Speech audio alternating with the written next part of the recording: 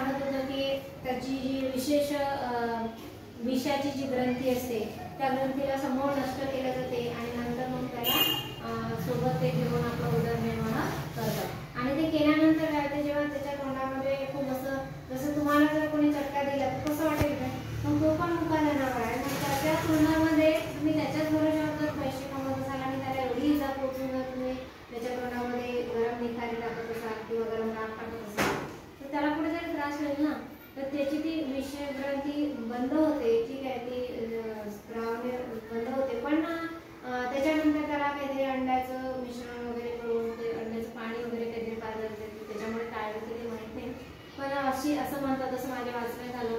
आणि अशा प्रकारे कोणत्याही जनावराला वन्यजीवाला हानी पोहोचवणे हे धोकादायक तर आहेच आहे, पण गुन्हा सुद्धा आहे। तर आपण असं करायचं नाही। आपल्या पर्यावरणामध्ये अनेक असे जीव असतात, फुलपाखरू उडत असतात है ना, सरपटणारे प्राणी असतात, आकाशात उडणारे पक्षी असतात, आपण सहज खेळता खेळता त्यांना कितीतरी वेदना देतो, पण हे असं करणं चुकीचं आहे। तुम्ही करणार का असं? मग आता कारण तुम्हाला त्याच्या मागचं कारण माहित नसेल, पण तुम्ही खेळण्याच्या नादामध्ये बऱ्याचदा अशा प्रकारच्या गोष्टी करतात। पाणीला तरी पकडायचं, फुलपाखराला तरी पकडायचं है ना, आणि अशामुळे काय करायला की हे घटक अन्न साखळीतील हे घटक आता जणू काही आपल्याला कालबाह्य होताना दिसत आहे। जसं आधी काजवे छान चमचम करताना दिसायचे आहे ना थंडीच्या दिवसामध्ये किंवा काळ्याकुट्ट प्रकाशामध्ये अंधारामध्ये आहे की नाही, तर तो काजवा चमकला की आपल्याला बघा आमच्या लहानपणी तरी आम्हाला खूप त्याचं नवल वाटायचं, पण आज मुलांना जर माहीत झालं तर मुलं तुमच्या वयाची मुलं काय करतात, त्याला पकडून डबीमध्ये बंद करणे किंवा मग बॉटलमध्ये बंद करणे, ह्या असं कोणीही करू नका। आणि कोणी करत असेल तर त्यांना सांगा की तसं करू नका। म्हणून त्याच्यामुळे बघा आज तुम्हाला दिसते का कुठेतरी काजवे दिसतात का? नाही दिसत। तर असाच हे प्रकार आहे। चला, नागपंचमी हा सण श्रावण महिन्यात येतो। श्रावण महिन्यामध्ये जवळपास पावसाळा सुरू असतो आहे ना, 2 महिन्यापासून पावसाळा सुरू झालेला असतो आणि उंदीर हे बिळात राहतात, जमिनीमध्ये बिळं करून राहतात आहे ना।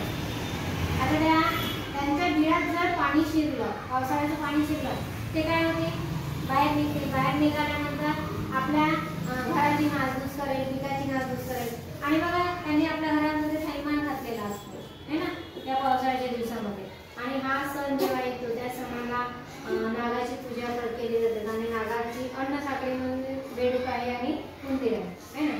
तर त्यावेळेस तुमच्या घरामध्ये काहीतरी ते लाह्या वगैरे फेकल्या फेकतात ना, त्याच्यामागचं कारण काय आहे, त्या ज्वारीच्या लाह्या असतात, आणि लाह्या फेकण्याचं कारण काय आहे की तुमच्या घरामध्ये जर पुढे उंदरं असेल तर ते बाहेर निघते, आणि बाहेर निघाल्यानंतर ते त्याची शिकार सापाला जर कुठे आढळलं ते करते, म्हणजे एक प्रकार थोडंसं तुमचं घर उंदरांच्या त्रासापासून मुक्त करण्याचं पण एक त्याच्या मागचं एक कारण आहे।